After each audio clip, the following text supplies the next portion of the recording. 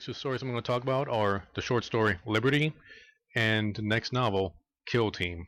Now these stories start off right where 13th Legion is left off. Now in case you haven't read 13th Legion yet, I'll do my best to avoid any spoilers for that novel while I do my review for Kill Team and Liberty. Cage was left off in a very interesting situation, and Liberty, the short story, picks up right after that. Now as I mentioned in the last review, I really like the Cage character. In novel 13th Legion, Cage didn't experience much character development. He was essentially the same character from the beginning to the end. In Liberty and Kill Team, we see how some of the events in 13th Legion leading into Liberty has affected and essentially changed parts of his personality. He's put into another no-win situation, and Liberty leads very nicely into the Kill Team novel. As you see how the effects on 13th Legion had on him in Liberty, Liberty definitely put a change to Cage's character. He's not so much the man who's just trying to survive anymore. He has gone off the edge and it's gone crazy. Not Joker-ish crazy, but he has been forged into a killing machine, and that is pretty much all he is capable of doing. An entire premise of Kill Team. After the events in 13th Legion and what happened, Cage is tasked on forming his own little Kill Team under the command of Colonel Schaefer. So he actually gets to handpick his own group of criminal warriors on a mission that he has no idea what it is. Here we see Cage in more of a somewhat like a mentor role, but not really a mentor. He's teaching his new team what they need to be in order to get the job done, and he's essentially showing them the ways of the last chancers. And each of these characters, let me rephrase that, most of these characters have a pretty good personality. Now as far as who are the heroes in the story, well, similar to 13th Legion, it's not really so much of who the heroes are, or whether or not you really like or care about what these characters are doing. What they're doing, I couldn't really care. But I did really like reading about the Cage character again. And I really like to see the way he changed from books.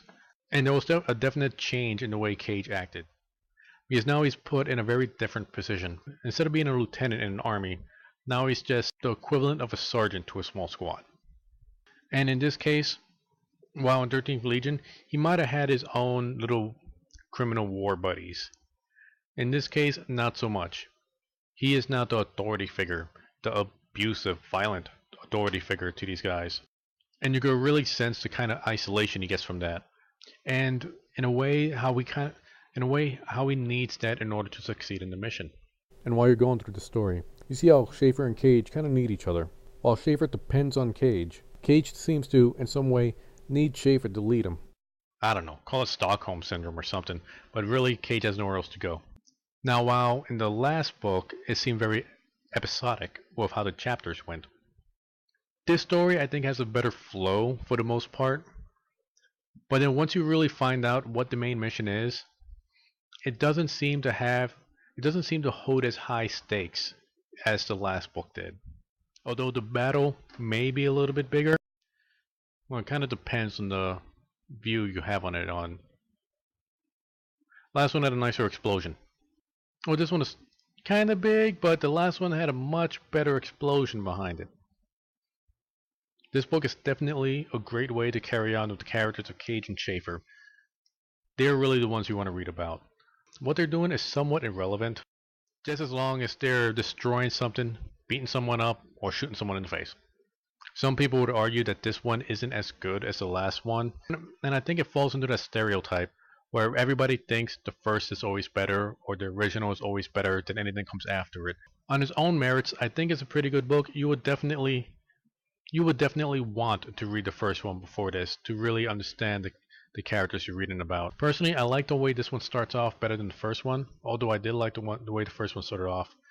But the first one definitely had a better climax than this one did. If you're going to get the omnibus like I did, you're probably going to end up reading all of the stories anyway. But if by chance you get the individual novels, I'm not sure if they sell those anymore. I actually had to get this at half-price books. Yeah, you see, half-price books. Cheaper that way. But if you are getting the individual novels, I would recommend picking up the next one. If you didn't like the first one, you won't like Kill Team. If you did like 13th Legion, you owe it to yourself to pick up Kill Team.